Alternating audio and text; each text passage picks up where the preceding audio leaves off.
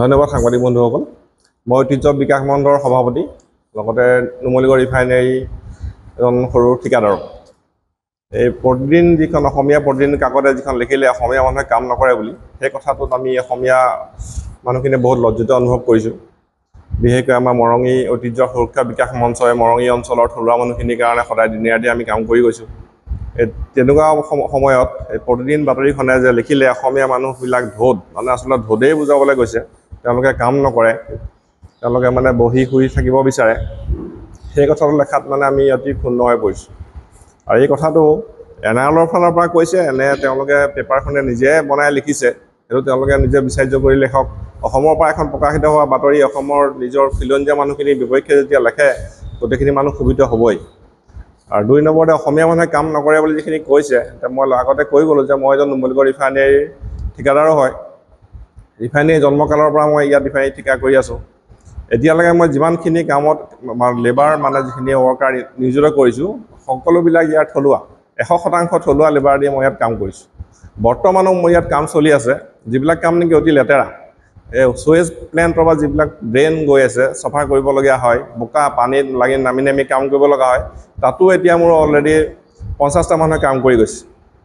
কামটো মোৰ শেষ হ'ব হোৱাৰ কাৰণে কিছুমান লেবাৰক মই এতিয়া ছুটি দিব লগা হৈছে, এতিয়া লেবাৰ কমি আহিছে, কিন্তু সেই লেবাৰবিলাক বহুত কষ্ট কৰি কাম কৰা ল'ৰা। সিহঁতি দিনটো বোকাতে সোমাই থাকে, ৰ'দ বৰষুণ চাব লাগে, সিহঁতৰ কোনো সময় নাই। এনেকুৱা ল'ৰাও আমাৰ ইয়াত আছে, কাৰণ মই নিজে খটুৱাইছোঁ ইয়াৰ লোকেল ল'ৰাক, থলুৱা ল'ৰাক, সিহঁতি বোকাত পানী নামি কাম কৰিব পৰা। সেই তেনেকুৱা হৈ থকা অৱস্থাত তেওঁলোকে কোনো মানে চৰজমিন তদন্ত নকৰাকৈ ইয়াত কোনে কাম কৰিছে নকৰিছে, তেওঁলোকে মিয়াৰ ফৰে আহি পেলাই এটা এনেকুৱা বাতৰি পৰিৱেশন কৰাত এইটো বৰ দুখজনক কথা। আৰু যিটো ৰিফাইনেৰী হৈছিলে ৮৫৫জন শ্বহীদৰ ছাত্ৰ সন্থা আন্দোলনৰ শেষত আমি ছাত্ৰ সন্থা কৰিছিলোঁ।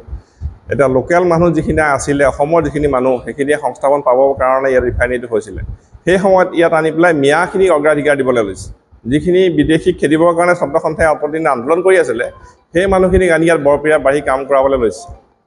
তাৰো এটা উদ্দেশ্য হৈছে কি, আমাৰ ইয়াৰ ল'ৰাক যদি কাম কৰিবলৈ দিয়া হয়, তেতিয়াহ'লে তেওঁলোকক পইচাটো পূৰাকৈ দিব লাগে, যিটো তেওঁলোকৰ আনস্কিলৰ দৰমহা ৭৭৫ টকা পূৰাকৈ দিব লগা হয়। কিন্তু বাহিৰৰ পৰা যদি সেই মিয়া শ্ৰমিকবিলাক আনে, তেওঁলোকক সেই ২০০, ৩০০, ৪০০, ৫০০ কিবা টকা দি পেলাই কামটো কৰাই এই ঠিকাদাৰী প্ৰতিষ্ঠানবিলাকৰ মানে লাভ হয়। তাৰ কাৰণে আমাৰ লোকেল মানুহখিনিৰ লোকচান হয়, আৰু তাত এনআৰএল কৰ্তৃপক্ষই ধুনীয়াকৈ সহযোগ মানে আগবঢ়াইছে।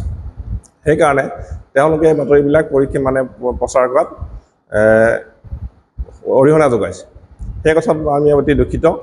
সেইকাৰণে ভাল ধৰণে চাই চিতি চাওক যে এই বাতৰিটো কেনেকৈ আহিলে আমি অতি লজ্জিত অনুভৱ কৰিছোঁ। নুমলীগড় ৰিফাইনেৰীকৈ দাবী জনাইছোঁ যে ইয়াৰ লোকেল যিখিনি মানুহ আছে কাম কৰিব পৰা, তেওঁলোকক কামত ৰাখক। মূলতে আমি বৰ্তমান অসমৰ সাম্প্ৰতিক পৰিস্থিতি আৰু নুমলীগড় শোধনাগাৰত থলুৱাৰ স্বাৰ্থ আচলতে কিমান সুৰক্ষিত তাৰ ওপৰত আমি সংবাদমেলখন আয়োজন কৰিছোঁ। এতিয়া কথাটো হ'ল কি, ৮৫৫জন শ্বহীদৰ কেঁচা তেজৰ বিনিময়ত স্থাপন হৈছিলে এই নুমলীগড় তেল শোধনাগাৰ। এই নুমলীগড় তেল শোধনাগাৰ আচলতে আমাৰ বাবে এক জাতীয় আৱেগ। ইয়াত শ্বহীদৰ ত্যাগ আছে।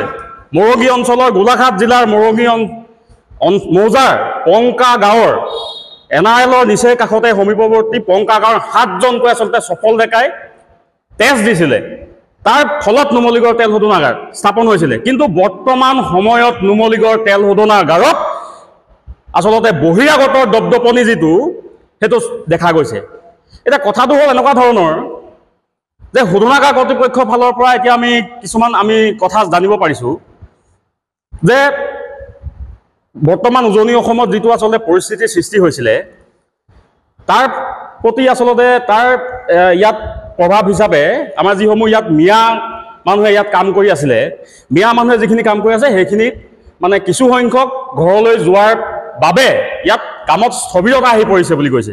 এইটো আচলতে অৰ্থাৎ মানে কি, ইয়াত আমি বাৰম্বাৰ নুমলীগড় তেল শোধনাগাৰ কৰ্তৃপক্ষক জনাই আহিছিলোঁ যে ইয়াত আমাৰ অসমীয়া মানুহে, ইয়াত খিলঞ্জীয়া মানুহে কাম পাব লাগিব, অসমীয়া মানুহৰ ইয়াত আচলতে ত্যাগ আছে। গতিকে বাৰম্বাৰ আমি দাবী জনাই অহাৰ পিছতো ইয়াত কিন্তু নুমলীগড় তেল শোধনাগাৰত অসংখ্য মিয়া আৰু বহিৰাগতৰে আচলতে ভৰপূৰ হৈ আছে। যে নুমলীগড় তেল শোধনাগাৰটোত ৮৫৫জন শ্বহীদৰ ত্যাগৰ বিনিময়ত হৈছিল, সেই ইয়াতে স্থাপন হ'ল, সেইখিনি আচলতে মিয়া অথবা বহিৰাগতখিনি লাভালাভৰ কাৰণেহে ইয়াত হৈছিলে নেকি? আজিও আপোনালোকে আচলতে দেখি বেয়া লাগে আমাৰ অসমীয়া খিলঞ্জীয়া ল'ৰাই ৰাতিপুৱা 5-6টা বজাৰ পৰা গৈ পেলাই সন্ধিয়া 5-6টা বজাত মানে ঘৰলৈ উভতি আহে কামৰ বিনিময়ত এটা কামৰ অভাৱত আৰু মিয়া আচলতে ইয়াত যিমানখিনিয়ে কাম কৰি আছিলে সকলো unskilled labour 90% unskilled labour helper যিখিনি কাম আমাৰ অসমৰ মানুহে কৰিব পাৰে আমি বাৰম্বাৰ শোধনাগাৰ কৰ্তৃপক্ষক দাবী জনাই আহিছোঁ যে আমাৰ খিলঞ্জীয়া আচলতে ইয়াত মানে সংস্থাপন দিব লাগে অসমীয়া মানুহে ইয়াত কাম পাব লাগে তাৰ পিছতো আচলতে তেখেতসকলে যে বহিৰাগত বৰ পীড়া পাৰি দিয়াৰ যিটো আচলতে তেখেতসকলে প্ৰথা চলাইছে এইটো আমি তেখেতসকলক অনতিপলমে আমি বন্ধ কৰিবৰ বাবে আমি দাবী জনাইছোঁ এতিয়া কথাটো হ'ল কি আমি বিভিন্ন সময়ত আমি দেখোঁ যে প্ৰতিদিন কাকতখনে আচলতে বিভিন্ন ধৰণৰ গণতন্ত্ৰ ৰক্ষাৰ স্বাৰ্থত নিৰ্ভীকভাৱে বাতৰি পৰিৱেশন কৰি আহিছে কিন্তু যোৱা 4 ছেপ্টেম্বৰ তাৰিখে এটা বাতৰি সম্প্ৰচাৰ কৰিছে যে এইটো আপোনালোকে চাব পাৰে ইয়াত লিখিছে যে গভীৰ বোকাপানীত কাম কৰিবলৈ অপাৰগতা প্ৰকাশ খিলঞ্জীয়া শ্ৰমিকৰ বহিৰাজ্যৰ পৰা শ্ৰমিক অনাৰ প্ৰস্তুতি কৰ্তৃপক্ষৰ অৰ্থাৎ কথাটো হ'ল কি যে খিলঞ্জীয়া শ্ৰমিকে যে ইয়াত কাম নকৰে সেই কথাটো এইটো কি ভিত্তিত লিখিলে তেখেতসকলে অসমীয়া মানুহে বৰ্তমান যি আমাৰ বান পৰিস্থিতি চলি আছে বানৰ ফলত 2-3বাৰ পৰ্যন্ত খেতি আচলতে মানে উটুৱাই লৈ যোৱাৰ পিছতো আমাৰ অসমীয়া মানুহে বোকা পানীত মানে পুনৰবাৰ কৃষি কাৰ্য আমাৰ চলাই আছে আমাৰ অসমৰ ধানৰ চাউলৰ আচলতে বাহিৰতো নাম আছে কৃষিজীৱী মানুহ কষ্ট কৰি খোৱা মানুহ কিন্তু এইটো কি মানে কিহৰ ভিত্তিত তেখেতে ক'লে যে অসমীয়া মানুহে কাম নকৰে বুলি ইয়াত আৰু লিখিছে কেইটামান কথা মই আপোনালোকক জনাই দিছোঁ নুমলীগড় তেল শোধনাগাৰত বৰ্ধিতকৰণৰ ইয়াৰে অধিকাংশই অনা অসমীয়া এইটো কথা ইয়াত প্ৰমাণিত হ'ল যে নুমলীগড় শোধনাগাৰত অসমীয়াতকৈ আচলতে বহিৰাগত মানুহে কাম কৰি আছে নিয়োজিত হৈ আছে প্ৰায় 9,000 শ্ৰমিক ইয়াৰে অধিকাংশই অনা অসমীয়া বহিৰাগত আৰু মিয়া শ্ৰমিক কিয়নো সেয়ে অতি কষ্টকৰ কামসমূহ বাবে আমদানি কৰা হৈছিল মিয়া শ্ৰমিক তদুপৰি খিলঞ্জীয়া শ্ৰমিকসকলে কামত ফাঁকি দিয়ে কাম লেহেমীয়া কৰে মিয়াৰ তুলনাত কাম কৰিব নোৱাৰে এইটো আমি ধিক্কাৰ জনাইছোঁ যোনে এই বাতৰিটো আচলতে যোনে এইটো ইয়াত মানে পৰিৱেশন কৰিছে আৰু অসমীয়া মানুহৰ স্বাভিমানক আচলতে আঘাত আনিছে এই নিউজটোৱে গতিকে অনাগত দিনত এনেকুৱা অসমীয়া বিৰোধী কথা আচলতে যাতে পৰিৱেশন তেখেতে নকৰে সেইটো প্ৰতি আমি তেখেতক আহ্বান জনাইছোঁ আৰু কথাটো হ'ল কি যে ইয়াত তেখেতে লিখিছে যে মিয়া মানুহৰ তুলনাত অসমীয়া মানুহে কাম কৰিব নোৱাৰে অসমীয়া মানুহে কামত ফাঁকি দিয়ে এইটো কি ভিত্তিত ক'লে এইটো তেখেতৰ নিজৰ বক্তব্য প্ৰতিদিন কাকতৰ মানে এইটো নিজা বক্তব্য নে শোধনাগাৰ কৰ্তৃপক্ষৰ ফালৰ পৰা তেখেতসকলৰ এইটো ইয়াত দিছে এইটো অতি আপত্তিজনক কথা গতিকে তেখেতে যদি এইটো নিজা তেখেতৰ ষ্টেটমেণ্ট হয় তেখেতে স্পষ্টীকৰণ দিয়ক এইটো তেখেতে অসমবাসীৰ ওচৰত ক্ষমা খুজিব লাগে